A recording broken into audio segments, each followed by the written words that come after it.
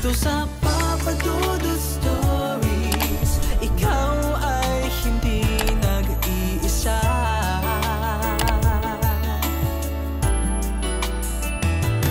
Dito sa Papa Dudut Stories, may nagmamahal sa'yo. Papa Dudut Stories. Papa Dudut Stories. Sa lahat po ng mga nakatutok ngayon, huwag pong kalimutan mag-like, mag-share at mag-subscribe. Maraming salamat po sa inyong lahat.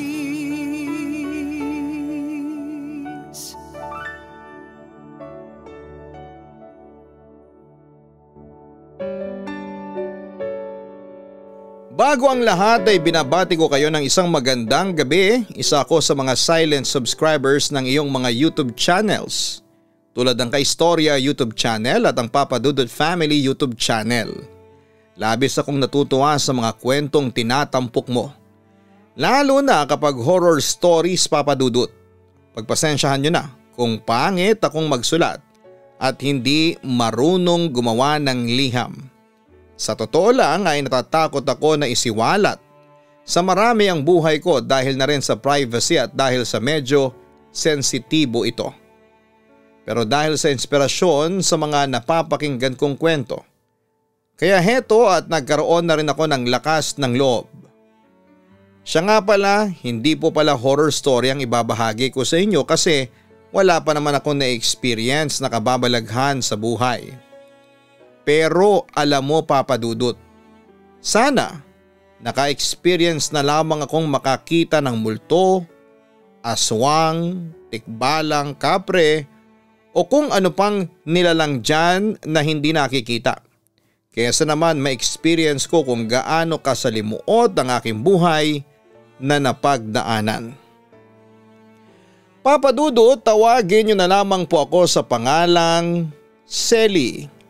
Tubong Bicol pero nakikipagsapalaran ako ngayon dito sa Bulacan. Mula ako sa isang broken family. Taong 2005 nang magkahiwalay ang mga magulang ko at muling nag-asawa ang aking ina. Yun po ang simula ng aking kalbaryo dahil naging biktima ako ng rape ng aking stepfather at wala akong naging kakampi noon maski ang aking sariling ina. Samantala isang araw ay binala kong magsumbong noon sa aking ina tungkol sa kahalayang ginagawa sa akin ng aking stepfather. Pero hindi ako nagtagumpay. At sa halip ay kinokompronta at tinatakot pa ako ni Eduardo. Ano yung iniiyak-iyak mo dyan, ha? Bakit?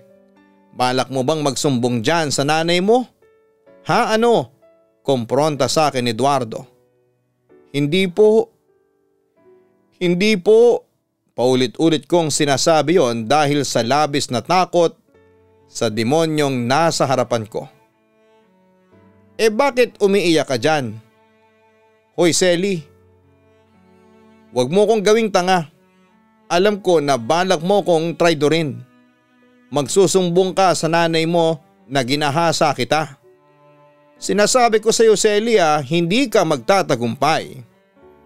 Bakit? Bago ka pa makapagsumbong sa nanay mo, pinatay na kita. Pagbabanta pa niya sa akin. Pagkatapos noon ay bigla niya akong hinawakan sa braso ng mahigpit. Nagpapapalag naman ako, Papa Dudut. Tito Eduardo, nasasaktan po ako. Mangiyak-ngiyak ako noon habang nagmamakaawa sa kanya. Pero nanatiling bingi ang demonyo sa aking mga pakiusap. Subukan mo lang na traidorin ako, Selly. Hindi ako magdadalawang isip na patayin kayo ng mga kapatid mo. Hindi ko rin palalagpasin ang nanay mo kahit gaano ko pa siya kamahal. Kapag nalaman na niya ang sekreto nating dalawa, hindi na ako magdadalawang isip na patayin din siya. Ano, Selly? Magsusumbong ka pa? Ang sabi ni Eduardo sa akin. Hindi po. Paulit-ulit na sagot ko naman sa kanya. Samantala, Papa Dudut, 11 times akong ginahasa ng aking stepfather. Pero wala akong magawa noon. Hindi ko siya maisumbong dahil sa sobrang takot. Kaya wala akong ginawa kundi ang sisihin na lamang ang Diyos sa masalimuot na buhay na ibinigay niya sa akin. Nagrebelde na lamang ako at nagpakalulong noon sa bisyo na naging simula ng awayan namin ng mama ko. Anong klase kang anak, Selly? Pinag-aaral kita. Kumakayod ako ng doble para lang maibigay ko sa iyo ang lahat ng pangangailangan mo. Pero ano? Nagbubulakbol ka lang? Hindi mo siguro alam na dugot pawis ang binubuhos ko kumita lamang ng pera na para sa inyo ng mga kapatid mo. Ang kapal na mukha mo, Selly, kumpronta sa akin ni mama. Samantala ay narinig ni Eduardo noon ang paninita sa akin ng aking ina. Kaya naman nanulsol pa ito para lalong magalit sa akin si mama.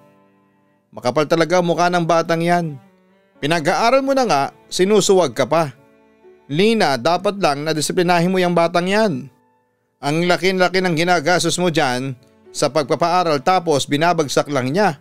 Baka nga hindi na nga pumapasok yan sa eskwelahan at palagi na lang nasa barkadahan. Aniya. Isa pa pala, Selly. Natanggap ko yung sulat mula sa eskwelahan ninyo. Ang sabi nagka-cutting class ka daw. Walang yaka talagang bata ka. Dagdag pa ni mama pagkatapos ay nagpa siya na itong paluin ako. Wala akong magawa noon kundi ang umiyak na lamang, Papa Dudut. Alam mo, Lina, kung ako sayo, wag mo nang pag-aralin pa yung batang yan.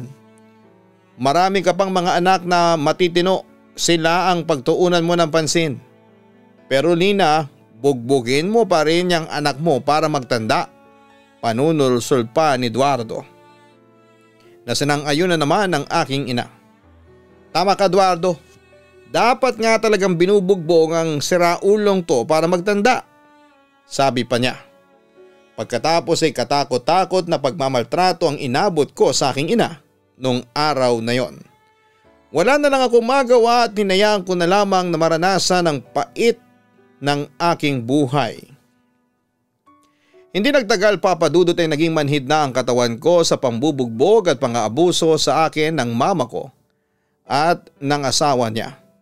Pinagpatuloy ko pa rin ang pagsira sa buhay ko. Nagpabaya ako noon sa pag-aaral at nalulong sa mga bisyo. Hindi nagtagal ay lumayas na rin ako sa poder ng aking ina.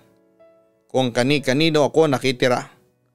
Pero sa huli meron akong isang kamag-anak na nagmalasakit sa akin at pinatira niya ako sa kanyang bahay. Doon ay tinigil ko na ang pagre-rebelde ko. Ako na mismo ang kusang umiwas sa bisyo. Sinubukan ko nang magbagong buhay at sa awa ng Diyos ay unti-unti naman akong nakabangon. Lumipas naman ang mga buwan at may nakilala akong lalaki, si Sander. Minahal ko siya ng lubos, Papa Dudut. Oo, naging kami at masaya ako sa piling niya. Pero lingid sa kaalaman ko ay palabas lang pala ang lahat. Nalaman ko din kasi na kinalaunan na pustahan lang palang lahat. Siyempre masakit yon sa akin kasi invested ako sa aming relasyon ni Sander. Kasi nga ay first time ko yon pero wala akong magawa noon kundi ang umiyak lang ng umiyak. Dahil doon ay sinumpa ko talaga sa sarili ko na kahit kailan ay hindi na ako magmamahal pa. Papa Dudut, marami pa ang nanligaw noon sa akin pero hindi ko na sila pinansin. Dahil takot na akong masaktan pa. Desidido na kasi ako noon na magpakatandang dalaga. Tinuong ko na lamang noon ang atensyon ko sa pagbabagong buhay. Sinikap kong maging masaya sa piling ng mga kapatid ko. Nag-aral na rin akong mabuti. Pero muling sinubok ng tadhana ang prinsipyo ko dahil nakilala ko si Darren. Mabait naman si Darren, bagamat babaero siya. Pero ramdam na ramdam ko ang pagmamahal niya sa akin. Kaya mabilis ko siyang sinagot. Nung una ay maayos naman ang relasyon namin. Pero hindi talaga maiiwasan na marami akong naririnig na negatibo laban sa boyfriend ko. Di sa sinisiraan ko si Darren pero hindi lang ikaw ang babae sa buhay niya. Iyon ang katotohanang sinabi ni Maricel sa akin na siya kong ikinabigla noon. Ha? Sinasabi mo bang nagtataksil sa akin ang boyfriend ko? Gulat kong tanong sa kanya. Sorry Selly, pero tatapatin na kita. Oo, nagtataksil sa'yo si Darren. Katunayan nga marami siyang babaeng inuuwi sa bahay nila kapag wala ang mga magulang niya. Katulad kahapon, nagdala ng 2 babae si Darren. At alam mo ang maaari nilang gawing milagro sa loob? Nasasabi ko to kasi matagal ko nang kaibigan si Darren. Mahilig siya sa pakikipagtalik. Pagpapaalala pa sa akin ni Maricel. Totoo ba Maricel? Hindi naman ako makapaniwala noon sa aking narinig. Samantala ay nagpatuloy naman ang aking kaibigan. Nasa sayo yan kung gusto mong maniwala. Ako kasi concern lang ako sayo. Babait ka kasing tao at ayaw ko namang pagsamantalahan ni Darren ang kabaitan mo. Aniya. Sino-sino yung mga babaeng inuuwi niya? O sisa ko naman? Sina Denise at Ann. Kabarkada rin namin yon. Pero silang tatlo, alam mo na, friends with benefits. At saka Selly, hindi lang babae ang gusto ng kaibigan kong yun. Kahit bakla, pinapatulan niya. Selly, maraming karelasyong bakla at straight na lalaki si Darren. Ang totoo niyan meron pa nga siyang sex scandal kung saan 2 machong lalaki ang katalik niya. Alam ko yon kasi pinanood pa niya yun sa amin. Inform pa sa akin ni Maricel. Hindi ko naman maiwasang masaktan sa aking narinig, Papa Dudut. Bakit mo ba to sinasabi sa akin ha? Tanong ko kay Maricel. Hindi ko naman siya masyadong close na kaibigan. Actually naging kaibigan ko lamang siya dahil kay Darren. Katulad ng sinabi ko sa iyo, concern lang ako sa iyo. Sinasabi ko lang sa iyo kung ano ang klaseng pagkatao ang meron ng boyfriend mo. Sinasabi ko ito sa iyo kasi sakaling mahuli mo siya isang araw, naihanda mo na ang sarili mo. Selly, kung ako sa iyo, hanggat maaga pa hiwalayan mo na siya. Masasaktan ka lang sa kanya. Maniwala ka sa akin Selly, pangungumbinsi pa niya. Maricel, salamat sa concern mo pero kasi naroon pa rin syempre ang aking pag-alinlangan. Siguro'y dala yon ng pagiging bulag ko sa pag-ibig ng mga panahong yon, Papa Dudut. Hindi kita pinipilit na maniwala ka sa akin. Ang sa akin lang at least nabalaan na kita. Aniya. Pag-iisipan ko yung sinasabi mo pero sa ngayon susubukan ko munang alamin yung panig ng boyfriend ko. Kakausapin ko siya mamaya pagtatapos ko. Sa kabilang banda ay kinausap ko naman si Darren tungkol sa mga nalaman ko pero as expected ay itatanggi niya yon sa akin. Siyempre dahil nga sa bulag ako sa pag-ibig noon ay agad ko siyang pinaniwalaan. Papa Dudut, tinanggap ko si Darren kahit na alam kong madumi ang nakaraan niya. Oo, marami pa rin akong naririnig na chismis laban sa boyfriend ko pero minabuti ko na lamang natakpan ang 2 kong tenga. Ilang beses ko ding nahuli si Darren na nambababae. Pero hindi ko na lamang pinansin yon, Papa Dudut. Akala ko ay magbabago si Darren pero nagkamali ako dahil patuloy pa rin niya akong pinagtataksilan. Tulad na lamang isang araw kung saan ay nahuli ko sa aktwal na nagtataksil sa akin ng boyfriend ko kasama ang isang babaeng nagngangalang Ann. Anong kababuyang ginagawa ninyo ha? Kompronta ko kay Darren. Selly kasi let me explain. Pero hindi ko na pinatapos pa ang sasabihin ng boyfriend ko nang bigla akong magsalita. Ano pang i-explain mo sa akin ha Darren? Kitang kita na ng 2 mata ko ang ebidensya. Naglalampungan kayo dyan sa sofa. Galit na sabi ko sa kanya. Wala namang ibang sinabi si Darren kundi ang salitang sorry. Samantala hindi naman ako nakapagtimpi at sinampal ko si Darren pagkatapos ay sinabunutan ko naman si Ann. Tama na, Selly, please tama na. Pag-awat ni Darren sa akin. Hayop kang babae ka, mga agaw ka. Halos ipagsigawan ko yon habang pinipigilan ako ng malaking braso ng boyfriend ko. Nagmamahalan kami ni Darren, Selly, giit na sabi pa ni Ann. Manahimik ka dyan.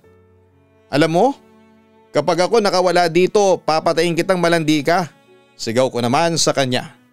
Pagkatapos noon ay bumaling ako kay Darren. Ano ba, Darren? Huwag mo nga akong pigilan. Ano ba? Bitawan mo ako. Papatayin ko ang babaeng yan. Sabi ko habang sinusubukang kumalas sa pagkakahawak niya sa akin. Selly, ano ba? Sinabi ko na ngang tama na eh.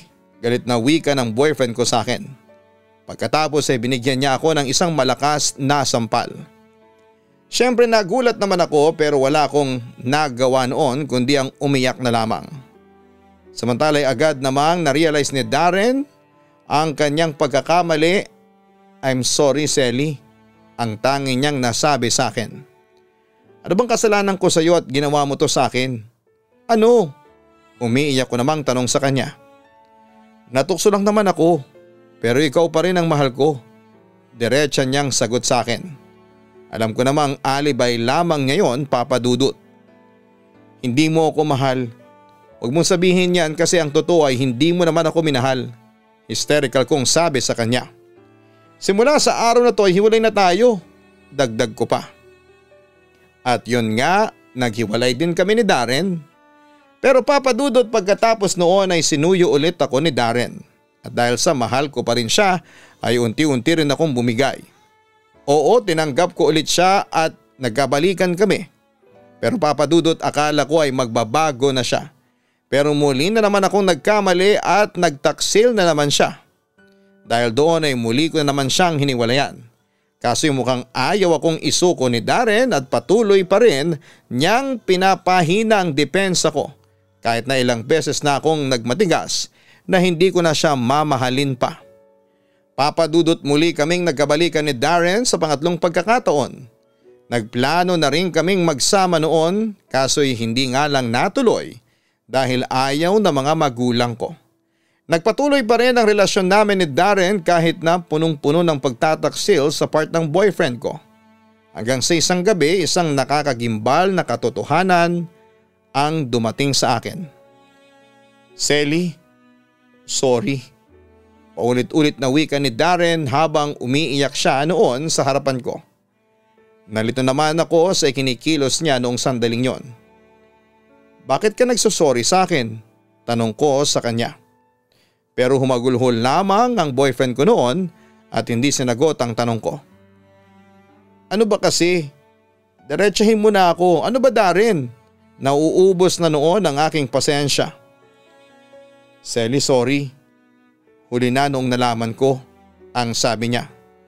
Still ay clueless pa rin ako sa kanyang iniiyak. Sabihin mo na kasi. Wala kasi akong panahon makipaghulaan sa'yo. Ano, Darren? Nakabuntis ka ba ng isang babae? O sisa ko? Mamayang kaunti isang nakakagimbal na katotohanan ang nalaman ko mula sa kanya. Nagpositibo ako sa HIV. Papa Dudut, hindi ako makapagsalita ng mga sandaling yon. Sobra kasi ako nagulat sa inamin niya. Sa isang iglap ay gumuho ang mundo ko. Napuno ng takot ang aking puso. Paano na lamang kung pati ako ay may HIV na rin? Siguradong sira na ang buhay ko. Matagal na pala akong may HIV. Pero kanina ko lang nalaman, ang sabi ni Darren sa akin. Posibleng nahuwahan din kita. I'm sorry, Selly. Sa puntong yon ay napahagulhol lamang ako habang tinatawag ang Diyos. Napadasal ako ng di oras na sana'y panaginip lang ang lahat. Mapatawad mo pa sana ako sa ginawa ko sa iyo. Mangiyak-ngiyak na wika ni Darren. Minahal kita, Darren. Binigay ko ang buong tiwala ko sa iyo. Pero hindi ko sukat akalain na magagawa mo to sa akin. Bakit? Bakit ako pa? Ang sabi ko naman sa kanya. Pagkatapos noon ay hindi ko na napigilan ang bugso ng aking damdamin at pinaghahampas ko si Darren habang hysterical na umiiyak. Kung papatayin mo ako ngayon, sige gawin mo. Hindi ako papalag, hindi ako magagalit sa iyo. Sige, Selly, ang sabi ni Darren na nagsisisi na ng mga sandaling yon. Kahit napatayin pa kita, Hindi na mabubura ang katotohanan, baka meron din akong HIV. Lumayo ka sa akin, wag mo akong hahawakan, nakakadiri ka Darren. Nakakadiri ka. Nakakadiri ka. Naibulalas ko sa kanya habang umiiyak. Papa Dudut, pagkatapos noon ay nagpa-HIV test kaagad ako at nang lumabas ang resulta ay nag-positive ako. Nalaman ko na 1 taon na rin pala akong positive. Ibig sabihin ay matagal na akong nahawahan ni Darren. Papa Dudut, halos magpakamatay ako nang nalaman ko yon. Sinisisi ko ang Diyos kung bakit nangyari sa akin yon. Iyak ako ng iyak at nalugmok sa isang sulok. Naisip ko tuloy, buti pa si Cinderella, nahubad lang ang isang sapatos niya at nakita na niya kaagad ang true love niya at kaginhawahan sa buhay. Samantalang ako, hinabad na sa akin ang lahat pero sa huli naloko lamang ako at nahawahan pa ako ng nakamamatay na sakit. Samantala noong mga panahong yon ay nabalitaan ko namang naghiwalay na sina Mama at Tito Eduardo dahil nahuli ni Mama na nagtataksil ang kanyang pangalawang asawa. Kaya sinamantala ko na ang pagkakataon para bumalik sa aking ina. Pinagtapat ko sa kanyang lahat na biktima ako ng panggagahasa ni Eduardo hanggang sa pagkakaroon ko ng HIV. Nanlumo naman si Mama matapos niyang marinig ang aking sinapit. At nangako siya na bilang ina ay tutulungan niya akong harapin ang pagsubok na yon sa aking buhay. Papa Dudut, sa ngayon ay eto, buhay pa rin ako dahil sa mga gamot na iniinom ko para hindi lumala ang sakit ko. Kasama ko pa rin si Mama at nagtutulungan kaming mabuhay sa pamamagitan ng pag-online selling. Sinikap kong magbagong buhay at sa awa ng Diyos. Kahit na may HIV ako ay nagagawa ko pa rin mamuhay ng normal. Doon ko napatunayan na mali pala ang stigma dati sa mga taong may HIV. Kasi noon kapag may HIV ka ay wala ka ng pag-asang mamuhay ng normal at masaya. Pero eto ako ngayon, masaya sa buhay kasi ramdam na ramdam ko ang pagmamahal ng mga taong tunay na nagmamalasakit sa akin. Samantala, kamakailan lang ay nabalitaan kong sumakabilang buhay na si Darren. Dumalo ko sa kanyang burol at libing. Bagamat naging masalimuot ang buhay ko noon sa kanya, ay pinatawad ko na rin siya sa kanyang mga kasalanan sa akin. Papa Dudut, hanggang dito na lamang po ang sulat ko. Gusto ko po sanang humingi ng advice sa inyo, sa mga taong may katulad ko na karanasan. Tandaan ninyo na ang pananampalataya nyo lamang sa Diyos ang magpapalakas sa inyo. Maraming salamat po sa inyong lahat. Aabangan ko po ang mga mensahe ng inyong mga sender sa comment section ng inyong YouTube channel para sa kanilang mga advice. Ang inyong lingkod, Selly.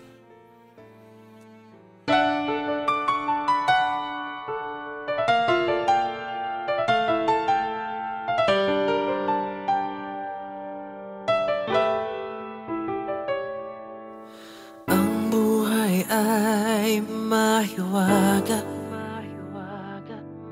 laging may lungkot at saya.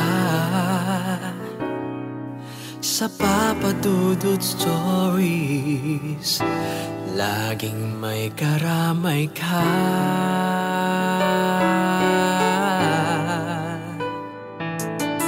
Mga problemang kay bigat,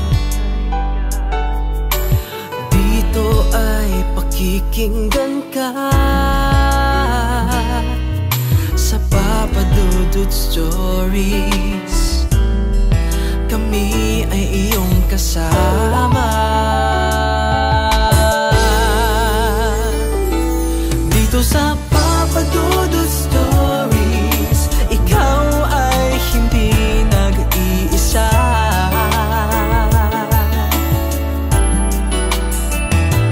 Dito sa Papa Dudut Stories, may nagmamahal sa'yo. Papa Dudut Stories, Papa Dudut Stories,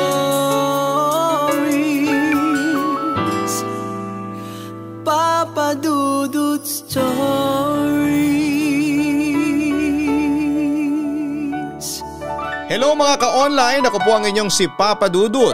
Huwag kalimutan na mag-like, mag-share at mag-subscribe. Pindutin ang notification bell para mas maraming video ang mapanood ninyo. Maraming salamat po sa inyong walang sawang pagtitiwala.